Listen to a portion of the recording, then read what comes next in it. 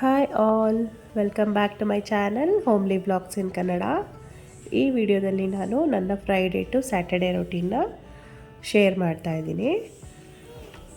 ಇಷ್ಟ ಆದರೆ ಪ್ಲೀಸ್ ಒಂದು ಲೈಕ್ ಕೊಡೋದನ್ನು ಮರಿಬೇಡಿ. ಆ್ಯಸ್ ಯೂಶುವಲ್ ಫ್ರೈಡೇ ಮಾರ್ನಿಂಗ್ ಬೆಳಗ್ಗೆ ಬ್ರಾಹ್ಮಿ ಮುಹೂರ್ತದ ಪೂಜೆನ ನಾನು ಮುಗಿಸ್ಕೊಂಡೆ. ಬಟ್ ವಿಡಿಯೋ ಮಾಡೋದು ಸ್ವಲ್ಪ ಲೇಟ್ ಆಯಿತು ನನಗೆ. ಪೂಜೆ ಎಲ್ಲ ಆಯಿತು. ಬೆಳಗ್ಗೆನೇ ಈ ಥರ ಪೂಜೆ ಮಾಡಿಕೊಂಡ್ರೆ ಒಳ್ಳೆ ಪಾಸಿಟಿವ್ ಎನರ್ಜಿ ಇರುತ್ತೆ ಮನೆಯಲ್ಲಿ. ನನಗೆ ಈ ಥರ ಬೆಳಗ್ಗೆನೇ ಪೂಜೆ ಮಾಡೋದು ಅದೆಲ್ಲ ತುಂಬ ಇಷ್ಟ. ಮತ್ತು ನೋಡಿ, ಇದನ್ನು ನಾನು ಮೀಶೋದಲ್ಲಿ ತರಿಸ್ಕೊಂಡೆ. ಇದು ತುಂಬ ಯೂಸ್ಫುಲ್ ಆಗಿದೆ. ಇದು ನನಗೆ ಬೇಕಿದ್ದರೆ ನೀವು ತರಿಸ್ಕೊಡಿ. ಈ ಥರ ಈ ಸೌಟ್ಗಳನ್ನೆಲ್ಲ ತಗಲಾಕೋದಕ್ಕೆ ನನಗೆ ಬೇಕಾಗಿತ್ತು. ಇದನ್ನು ನಾನು ಮೀಶೋದಲ್ಲಿ ತರಿಸ್ಕೊಂಡೆ. ತುಂಬ ಚೆನ್ನಾಗಿದೆ, ಇಷ್ಟ ಆಯಿತು ನನಗೆ. ಮತ್ತು ಮೊಳೆ ಹೊಡೆಯೋದು ಬೇಡ ಅಂತ ಒಂದು ಮೊಳೆ ಆಲ್ರೆಡಿ ಇತ್ತು. ಆ ಒಂದು ಮೊಳೆಯಿಂದ ಮತ್ತೆ ನಾನು ತಟ್ಟೆ ಸ್ಟ್ಯಾಂಡ್ಗೆ ಅದನ್ನು ಒಂದು ಕಂಬಿ ಹಾಕಿ ಕಟ್ಕೊಟ್ಟಿದ್ದಾರೆ ಹಸ್ಬೆಂಡು.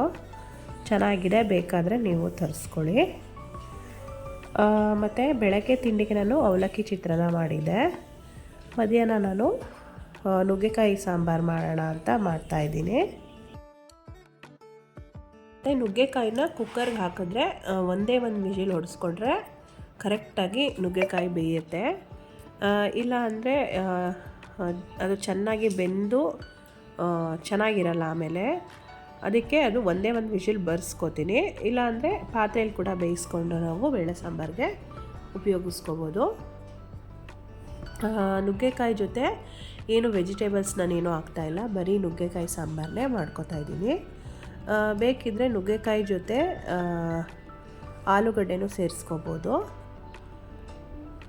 ಒಂದೇ ಒಂದು ವಿಜಿಲ್ ಹೊಡೆಸ್ಕೊಂಡು ನಾನು ತೋರಿಸ್ತೀನಿ. ಈಗ ನುಗ್ಗೆಕಾಯಿ ಕರೆಕ್ಟಾಗಿ ಬೆಂದಿರುತ್ತೆ, ಚೆನ್ನಾಗಿರುತ್ತೆ. 2-3 ಟೊಮೆಟೊನ ಹಾಕ್ಕೊಂಡ್ರೆ ಅದರಲ್ಲೇ ಹುಳಿ ಸಾಕಾಗುತ್ತೆ. ನಮಗೆ ಸಾಕಾಗಲ್ಲ ಅನ್ನೋರು ಬೇಕಿದ್ದರೆ ಹುಣಸೆ ಹಣ್ಣಿನ ರಸನ ಕೂಡ ಆ್ಯಡ್ ಮಾಡ್ಕೋಬೋದು. ಸಾಂಬಾರ್ ರೆಸಿಪಿ ನಾನು ಆಲ್ರೆಡಿ ತೋರಿಸಿದ್ದೀನಿ.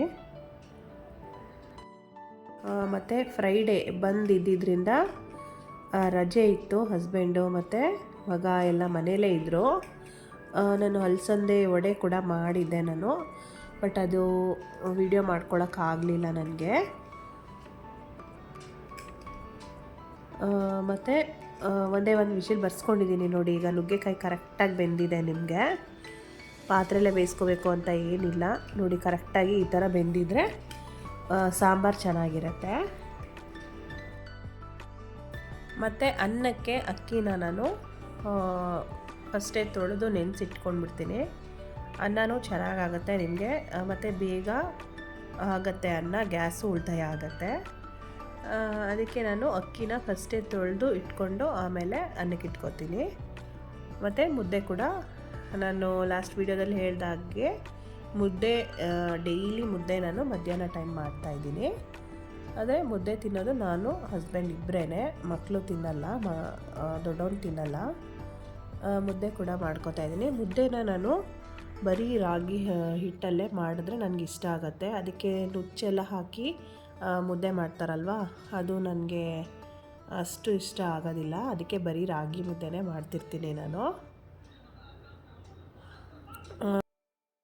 ಮತ್ತು ಪಾತ್ರೆಗಳು ಕಡಿಮೆ ಬೀಳಬೇಕು ಅಂದರೆ, ಈಗ ನಾನು ಸಾಂಬಾರು ಮಾಡಿದೆ ಅಲ್ವಾ, ಅದೇ ಕುಕ್ಕರ್ನ ವಾಶ್ ಮಾಡಿಕೊಂಡು ನಾನು ಅದೇ ಕುಕ್ಕರಲ್ಲಿ ರೈಸ್ಗೆ ಇಟ್ಕೊತೀನಿ. ಆಗ ನಿಮಗೆ 2 ಕುಕ್ಕರ್ ಯೂಸ್ ಮಾಡೋ ಅಂಥದ್ದು ಇರೋದಿಲ್ಲ. ಮತ್ತು ಎಷ್ಟೊಂದು ಪಾತ್ರೆಗಳು ಜಾಸ್ತಿ ವಾಶ್ ಮಾಡಬೇಕು ಅನ್ನೋ ತಲೆನೋವು ಇರೋದಿಲ್ಲ. ಅದಕ್ಕೆ ನಾನು ಪಾತ್ರೆಗಳು ಕಡಿಮೆ ಬೀಳಲಿ ಅಂತ ಅದೇ ಕುಕ್ಕರಲ್ಲಿ ಮತ್ತೆ ವಾಶ್ ಮಾಡಿ ರೈಸ್ಗೆ ಇಟ್ಕೊಂಡಿದ್ದೀನಿ. ನೋಡಿ, ಎಲ್ಲ ಆಯಿತು. ಅಡುಗೆ ಎಲ್ಲ ಸಿಂಕಲ್ಲೂ ಕೂಡ ಪಾತ್ರೆ ಎಲ್ಲ ಅವಾಗೆ ವಾಶ್ ಮಾಡಿ ಇಟ್ಬಿಟ್ಟಿದ್ದೀನಿ. ಈಗ ನೋಡಿ, ಮುದ್ದೆ ರೆಡಿಯಾಗಿದೆ. ಬರೀ ರಾಗಿ ಹಿಟ್ಟಲ್ಲಿ ಮಾಡಿರೋದು ಮುದ್ದೆ, ನುಚ್ಚು ಏನೂ ಹಾಕಿಲ್ಲ. ಕೆಲವರು ಅನ್ನ ಕೂಡ ಹಾಕಿ ಮುದ್ದೆ ಮಾಡ್ತಾರೆ. ಮತ್ತು ಇದು ಬಂದು ನನ್ನ ನೆಕ್ಸ್ಟ್ ಡೇ ಸ್ಯಾಟರ್ಡೇ ವ್ಲಾಗ್. ಇದು ನೆಕ್ಸ್ಟ್ ಡೇ ವ್ಲಾಗು.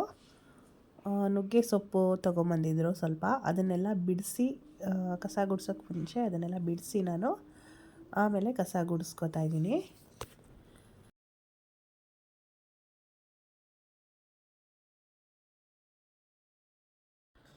ಮತ್ತು ಮಕ್ಕಳು ಚಿಕ್ಕ ಮಕ್ಕಳು ಮನೇಲಿರೋದ್ರಿಂದ ಮನೆ ಬೇಗ ಗಲೀಜಾಗ್ತಾ ಇರುತ್ತೆ, ಫ್ರೆಶ್ನೆಸ್ ಅನಿಸೋದಿಲ್ಲ. ಅದಕ್ಕೆ ನಾನು ಡೈಲಿ ಮನೇನ ಒರೆಸ್ಕೋತೀನಿ. ಡೈಲಿ ಮನೆ ಒರೆಸಿದ್ರೇ ನನಗೆ ಫ್ರೆಶ್ನೆಸ್ ಅನಿಸೋದು. ಮನೆಯೆಲ್ಲ ಕೆಲಸ ಎಲ್ಲ ಮುಗಿಸಿ ಸ್ನಾನ ಮಾಡ್ಕೊಂಬಂದರೆ ನನಗೆ ಒಂಥರ ಸಮಾಧಾನ ಅನಿಸ್ತಾ ಇರುತ್ತೆ. ಎಲ್ಲರೂ ಹಾಗೆ ಅಂದ್ಕೊಂಡಿದ್ದೀನಿ. ಮತ್ತು ಮನೆಯೆಲ್ಲ ನೀಟಾಗಿ ಒರೆಸ್ಕೊಂಬರ್ತೀನಿ. ಈ ಮಾಪ್ನ ಬಂದು ನನ್ನ ಚಿಕ್ಕವನ ಪಾಪು ಹುಟ್ಟಿದಾಗ ಮನೆಯೆಲ್ಲ ಸ್ವಲ್ಪ ಈ ಕೊರೋನಾ ಟೈಮಲ್ಲಿ ಹುಟ್ಟಿದ್ದವನು. ಆವಾಗ ಒಂದು ಸ್ವಲ್ಪ ದಿನ ಬಂದು ನೋಡ್ಕೋತಿದ್ರು. ಆಮೇಲೆ ಅಮ್ಮ ಅವ್ರ ಮನೆಗೆ ಹೋಗ್ತಾಯಿದ್ರು, ಆ ಥರ ಓಡಾಡ್ಕೊಂಡಿದ್ರು. ಅದಕ್ಕೆ ನಾನು ಮನೆಗಿನೇ ಒರೆಸೋದಕ್ಕೆ ತಣ್ಣೀರೆಲ್ಲ ಮುಟ್ಟಬಾರ್ದು ಅಂತ ಹೇಳಿ ಈ ಮಾಪ್ನ ಅಮೆಝಾನಲ್ಲಿ ಬುಕ್ ಮಾಡಿ ತರಿಸ್ಕೊಟ್ರು ಹಸ್ಬೆಂಡು. ಚೆನ್ನಾಗಿದೆ. ಈಗ ನನ್ನ ಮಗನಿಗೆ 2.5 ವರ್ಷ ಆಯಿತು. 2.5 ವರ್ಷದಿಂದ ಯೂಸ್ ಮಾಡ್ತಾಯಿದ್ದೀನಿ. ಏನು ಬ್ರೇಕ್ ಮುರಿದೋಗಿಲ್ಲ ಅಥವಾ ಚೆನ್ನಾಗಿದೆ. ಮತ್ತು ಅದು ಮಾಪ್ದು ಕ್ಲಾತ್ ಇದೆಯಲ್ಲ, ಮೈಕ್ರೋಫೈಬರ್ ಕ್ಲಾತ್ ಅದನ್ನು ನಾವು ರೀಪ್ಲೇಸ್ ಮಾಡ್ಕೋಬೋದು. ಅದು ಕೂಡ 2 ಸೆಟ್ ಕೊಟ್ಟಿದ್ದರು. ಅದು ಮೈಕ್ರೋಫೈಬರ್ ಕ್ಲಾತು ಕ್ಲೀನಿಂಗಿಗೆ ಅದನ್ನು ರೀಪ್ಲೇಸ್ ಮಾಡ್ಕೊಳ್ಳೋದಕ್ಕೆ ನಾನು ಈಗ 2 ರೀಪ್ಲೇಸ್ ಮಾಡ್ಕೊಂಡಿದ್ದೀನಿ. ಬೇಕಾದರೆ ಅದೇ ಥರದ್ದು ಬುಕ್ ಮಾಡಿ ತೊಗೊಬೋದು ನಾವು. ನೋಡಿ, ಬಟ್ಟೆ ಎಲ್ಲ ವಾಶ್ ಮಾಡಿ ಟೆರೆಸ್ ಮೇಲೂ ಹಾಕಿದ್ದಾಯಿತು. ಮತ್ತು ಮನೆಯೆಲ್ಲ ಕ್ಲೀನಿಂಗ್ ಆಯಿತು. ಮನೆಯೆಲ್ಲ ಕ್ಲೀನ್ ಮಾಡೋದಕ್ಕೆ ಮುಂಚೆನೇ ನಾನು ಅಡುಗೆ ಕೂಡ ಮಾಡಿಟ್ಬಿಡ್ತೀನಿ. ಯಾಕಂದರೆ ಪಾಪು ಮಲಗಿಸೋದು ಒಂದು 12-12:30 ಮೇಲೆ ಮಲಗಿಸೋದ್ರಿಂದ ನಾನು ಅಡುಗೆ ಕೆಲಸ ಏನಾದರೂ ಇದ್ದರೆ ಅದನ್ನು ಮುಗಿಸ್ಕೊಂಬಿಟ್ಟಿರ್ತೀನಿ.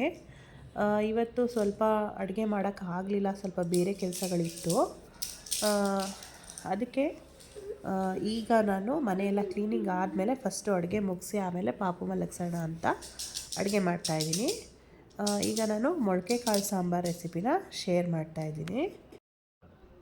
ನಾನು ಮೊಳಕೆ ಕಾಳು ಸಾಂಬಾರಿಗೆ ಹುಳ್ಳಿಕಾಳು ಮತ್ತು ಹೆಸರು ಕಾಳು, ಕಡಲೆಕಾಳು, ಅವರೆಕಾಳು ಎಲ್ಲನೂ ನಾನು ಮೊಳಕೆ ಕಟ್ಕೋತೀನಿ. ಅಂದರೆ ಈಗ ನಾನು ನೈಟ್ ಅದನ್ನು ನೆನೆಸಿದೆ ಅಂದರೆ 1 ಡೇ ಫುಲ್ಲು ಅದನ್ನು ಮೊಳಕೆ ಬರೋಕ್ಕೆ ಬಿಟ್ಬಿಡ್ತೀನಿ. ತುಂಬ ಚೆನ್ನಾಗಿ ಮೊಳಕೆ ಬಂದರೆ ನಿಮಗೆ ಸಾರು ಕೂಡ ತುಂಬ ಟೇಸ್ಟಿಯಾಗಿರುತ್ತೆ. ಮತ್ತು ನಾನು ಜಾಸ್ತಿ ಕ್ವಾಂಟಿಟಿಯಲ್ಲಿ ಮೊಳಕೆ ಕಾಳನ್ನ ಕಟ್ತೀನಿ. ಒಂದು ಸ್ವಲ್ಪ ಸಾಂಬಾರು ಮಾಡಿಕೊಂಡು ಇನ್ನೊಂದು ಸ್ವಲ್ಪ ಕಾಳನ್ನ ಹಾಗೆ ಎತ್ತಿಟ್ಕೊಂಡಿರ್ತೀನಿ. ಅದನ್ನು ಇನ್ನೊಂದು ಸರಿ ನಾನು ಉಪ್ಸಾರು ಅಥವಾ ಬಸ್ಸಾರು ಆ ಥರ ಮಾಡ್ತೀನಿ. ತುಂಬ ಟೇಸ್ಟಿಯಾಗಿರುತ್ತೆ. ನೀವು ಮೊಳಕೆ ಬರೆಸ್ಬಿಟ್ಟು ಕಾಳನ್ನ ನೀವು ಬಸ್ಸಾರು ಅಥವಾ ಉಪ್ಸಾರು, ಅದಕ್ಕೆ ಜೊತೆಗೆ ಬೇಕಿದ್ದರೆ ಸೊಪ್ಪನ್ನ ಆ್ಯಡ್ ಮಾಡಿಕೊಂಡು ನೀವು ಬಸ್ಸಾರು ಉಪ್ಸಾರು ಮಾಡಿಕೊಂಡ್ರೆ ಚೆನ್ನಾಗಿರುತ್ತೆ. ನೋಡಿ, ಇಷ್ಟು ಕಾಳನ್ನು ನಾನೀಗ ಸಾಂಬಾರು ಮಾಡ್ತೀನಿ. ಇನ್ನೊಂದು ಸ್ವಲ್ಪ ಇದೆಯಲ್ಲ ಅದನ್ನು ನಾನು ಹಾಗೆ ಫ್ರಿಜ್ಜಲ್ಲಿ ಎತ್ತಿಟ್ಕೊತೀನಿ. ನೋಡಿ, ಈ ಥರ ಚೆನ್ನಾಗಿ ಮೊಳಕೆ ಬಂದರೆ ನಿಮಗೆ ಸಾಂಬಾರು ತುಂಬ ಟೇಸ್ಟಿಯಾಗಿ ಚೆನ್ನಾಗಿರುತ್ತೆ. ಇದಕ್ಕೆ ನಾನು ವೆಜಿಟೇಬಲ್ಸ್ ಏನೂ ಹಾಕೋದಿಲ್ಲ, ಆಲೂಗಡ್ಡೆ ಮತ್ತು ಬದನೆಕಾಯಿನ ಯೂಸ್ ಮಾಡ್ಕೋತೀನಿ. ಈಗ ಒಂದು ಈರುಳ್ಳಿ ಮತ್ತು ಶುಂಠಿ, ಬೆಳ್ಳುಳ್ಳಿ, ಚಕ್ಕೆ, ಲವಂಗ ಎಲ್ಲನೂ ನಾವು ಫ್ರೈ ಮಾಡ್ಕೊಂಡಿರ್ತೀವಲ್ವ, ಅದನ್ನು ಮಿಕ್ಸಿ ಜಾರ್ಗೆ ಹಾಕೋತೀನಿ. ಮಿಕ್ಸಿ ಜಾರ್ಗೆ ಹಾಕ್ಕೊಂಡು ನಾನು ಕೊತ್ತಂಬರಿ ಸೊಪ್ಪು ಸ್ವಲ್ಪ ಮತ್ತು 2 ದೊಡ್ಡ ಸೈಜ್ 2 ಟೊಮ್ಯಾಟೋನ ರುಬ್ಬಕ್ಕೆ ಹಾಕೋತೀನಿ. ಮತ್ತು ಅಚ್ಕಾರದ ಪುಡಿ, ಧನಿಯಾ ಪೌಡರು 2 ಟೀ ಸ್ಪೂನ್ ಹಾಕ್ಕೊಂಡಿರ್ತೀನಿ. ಮತ್ತು ಅಚ್ಕಾರದ ಪುಡಿನ ಆ್ಯಡ್ ಮಾಡಿಕೊಂಡು ಗ್ರೈಂಡ್ ಮಾಡ್ಕೋಬೇಕಾಗತ್ತೆ. ಈಗ ಕುಕ್ಕರ್ಗೆ ಇನ್ನೊಂದು ಸ್ವಲ್ಪ ಆಯಿಲ್ ಹಾಕ್ಕೊಂಡು ಒಂದು ಈರುಳ್ಳಿನ ಒಗ್ಗರಣೆ ಮಾಡ್ಕೋಬೇಕಾಗತ್ತೆ. ಒಗ್ಗರಣೆ ಅಂದರೆ ಈಗ ಸಾಸಿವೆ ಏನೂ ಹಾಕಲ್ಲ, ಜಸ್ಟು ಒಂದು ಈರುಳ್ಳಿನ ಆ್ಯಡ್ ಮಾಡ್ತೀನಿ. ಈರುಳ್ಳಿ ಆ್ಯಡ್ ಮಾಡಿಕೊಂಡು ಮೊಳಕೆ ಕಾಳು ಮತ್ತು ಆಲೂಗಡ್ಡೆ, ಬದನೆಕಾಯಿ ಎಲ್ಲನೂ ಹಾಕಿ ನಾವು ಚೆನ್ನಾಗಿ ರಾಸ್ ಮೇಲೆ ಹೋಗೋ ಗಂಟ ಅದನ್ನು ನಾವು ಉರಿಬೇಕಾಗತ್ತೆ. ಬದನೆಕಾಯಿನ ನೀವು ಕುಕ್ಕರ್ಗೆ ಹಾಕೋದ್ರಿಂದ ಅದು ಸ್ವಲ್ಪ ಜಾಸ್ತಿನೇ ಬೆಂದೋಗುತ್ತೆ. ಬಟ್ ನಮ್ಮ ಮನೇಲಿ ನಾವು ಬದನೆಕಾಯಿನ ನನ್ನ ಟೇಸ್ಟ್ಗೋಸ್ಕರ ಹಾಕ್ತೀನಿ ಅಷ್ಟೇ, ಯಾರೂ ಇಷ್ಟಪಟ್ಟು ತಿನ್ನೋದಿಲ್ಲ ನಮ್ಮ ಮನೇಲಿ. ಅದು ಕರೆಕ್ಟಾಗಿ ಬೇಯಬೇಕು ಅಂದರೆ ನೀವು ಬದನೆಕಾಯಿ ಚೆನ್ನಾಗಿ ಕರೆಕ್ಟಾಗಿ ಬೇಯಬೇಕು ಅಂದರೆ ನೀವು ಪಾತ್ರೆಯಲ್ಲಿ ಬೇಯಿಸ್ಕೊಳ್ಳಿ. ಈಗ ಇದೆಲ್ಲ ಆಗಿದೆ. ಈಗ ನಾನು ಮೊಳಕೆ ಕಾಳು ಮತ್ತು ಆಲೂಗಡ್ಡೆ ಬದನೆಕಾಯಿನ ಸೇರಿಸ್ಕೋತೀನಿ. ನಾನು ಈಗ ಈ ಕಾಳನ್ನು ಹಾಕಿ ಜಸ್ಟ್ 1-2 ವಿಷಿಲ್ ಹೊಡೆಸ್ಕೋತೀನಿ ಅಷ್ಟೇ. ನಿಮಗೇನು ಜಾಸ್ತಿ ಏನು ಬೆಂದೋಗಿರಲ್ಲ ಬದನೆಕಾಯಿ, ಆಲೂಗಡ್ಡೆ ಮಾತ್ರ ಕರೆಕ್ಟಾಗಿ ಬೆಂದಿರುತ್ತೆ. ನೀವು ಪಾತ್ರೆಯಲ್ಲಿ ಬೇಯಿಸ್ಕೊಂಡ್ರೂ ಅಷ್ಟೇ ಬದನೆಕಾಯಿ ಸ್ವಲ್ಪ ಬೆಂದೇ ಹೋಗಿರುತ್ತೆ, ಯಾಕಂದರೆ ನಾವು ಕಾಳು ಬೇಯೋ ಗಂಟ ಬೇಯಿಸ್ಕೋಬೇಕಾಗತ್ತಲ್ವಾ. ಮತ್ತು ಈ ಬದನೆಕಾಯಿನ ನಾವು ಈ ಥರ ಒಗ್ಗರಣೆಯಲ್ಲಿ ನಾವು ಅದನ್ನು ಹುರಿದು ಯೂಸ್ ಮಾಡಿದ್ರೇ ಅದು ನಿಮಗೆ ಚೆನ್ನಾಗಿರುತ್ತೆ ಸಾಂಬಾರಿಗೆ. ಅದನ್ನು ಹಾಗೆ ಬೇಯಕ್ಕೆ ಹಾಕ್ಕೊಂಡ್ರೆ ಚೆನ್ನಾಗಿರಲ್ಲ. ಅದಕ್ಕೆ ನಾನು ಈ ಥರ ಒಗ್ಗರಣೆಯಲ್ಲಿ ಅದನ್ನು ಹುರಿದ್ಬಿಟ್ಟು ಆಮೇಲೆ ಖಾರ ಹಾಕ್ಕೋತೀನಿ ನಾನು.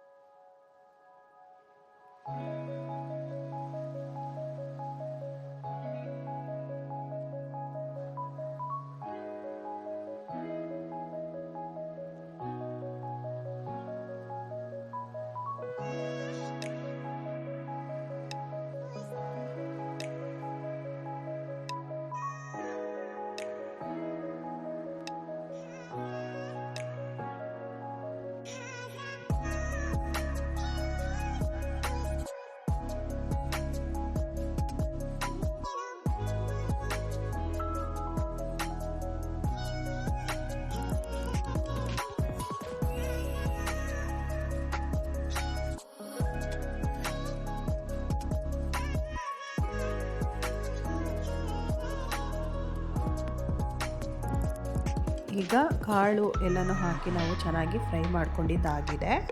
ಈಗ ರುಬ್ಬಿರೋಂತಹ ಖಾರನ ಹಾಕ್ಕೊಂಡು ಅದನ್ನು ಆಲ್ರೆಡಿ ನಾವು ಈರುಳ್ಳಿ, ಶುಂಠಿ, ಬೆಳ್ಳುಳ್ಳಿ ಎಲ್ಲನೂ ನಾವು ಆಯಿಲಲ್ಲಿ ಫ್ರೈ ಮಾಡಿ ಹಾಕಿರೋದ್ರಿಂದ ನೀವೇನು ಜಾಸ್ತಿ ಏನೋ ಅದನ್ನು ಹಸಿ ವಾಸನೆ ಹೋಗೋ ಗಂಟ ಏನೋ ಹುರಿಯೋದೇನು ಬೇಕಾಗಿಲ್ಲ.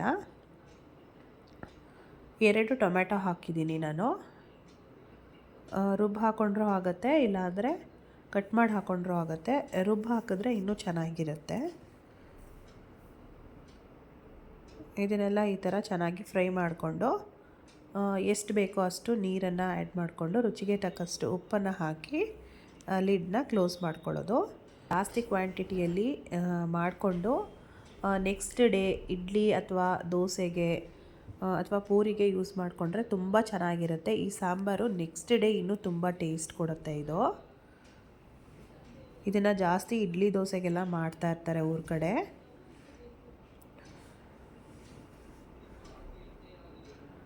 ನೋಡಿ ಎಷ್ಟು ನೀರು ಬೇಕೋ ಅಷ್ಟನ್ನು ಆ್ಯಡ್ ಮಾಡಿ, ಸ್ವಲ್ಪ ಜಾಸ್ತಿನೇ ನೀರು ಹಾಕೋಬೇಕಾಗತ್ತೆ, ಯಾಕಂದರೆ ಮೊಳಕೆ ಕಾಳು ಸಾಂಬಾರು ಸ್ವಲ್ಪ ಗಟ್ಟಿ ಆಗಿಬಿಡತ್ತೆ. ಅದಕ್ಕೆ ಸ್ವಲ್ಪ ಜಾಸ್ತಿನೇ ನೀರು ಹಾಕೋಬೇಕಾಗತ್ತೆ. ಖಾರ ಎಲ್ಲ ಕರೆಕ್ಟಾಗಿ ಹಾಕ್ಕೊಂಡಿದ್ದೀನಿ ನಾನು. 1-2 ವಿಷಿಲ್ ಹೊಡೆಸ್ಕೊಂಡ್ರೆ ನಿಮಗೆ ಸಾಂಬಾರು ರೆಡಿ ಆಗುತ್ತೆ. ಮುದ್ದೆಗೆ ಮತ್ತು ಚಪಾತಿಗೆ, ರೈಸ್ಗೆ ಎಲ್ಲದಕ್ಕೂ ಚೆನ್ನಾಗಿರುತ್ತೆ. ಈಗ ಕುಕ್ಕರ್ ಕೂಲ್ ಆಯಿತು, ಸಾಂಬಾರು ಕೂಡ ರೆಡಿಯಾಗಿದೆ. ನೋಡಿ ಆಲೂಗಡ್ಡೆ ಬದನೆಕಾಯಿ ಎಲ್ಲ ಕರೆಕ್ಟಾಗಿ ಬೆಂದಿದೆ, ಏನೂ ಬದನೆಕಾಯಿ ಏನೂ ತುಂಬ ಬೆಂದೋಗಿಲ್ಲ. ತುಂಬ ಟೇಸ್ಟಿಯಾಗಿತ್ತು ಸಾಂಬಾರು. ನೀವು ಅಷ್ಟೇ ಟ್ರೈ ಮಾಡಿ, ಹೆಲ್ತಿ ರೆಸಿಪಿನೂ ಹೌದು ಇದು.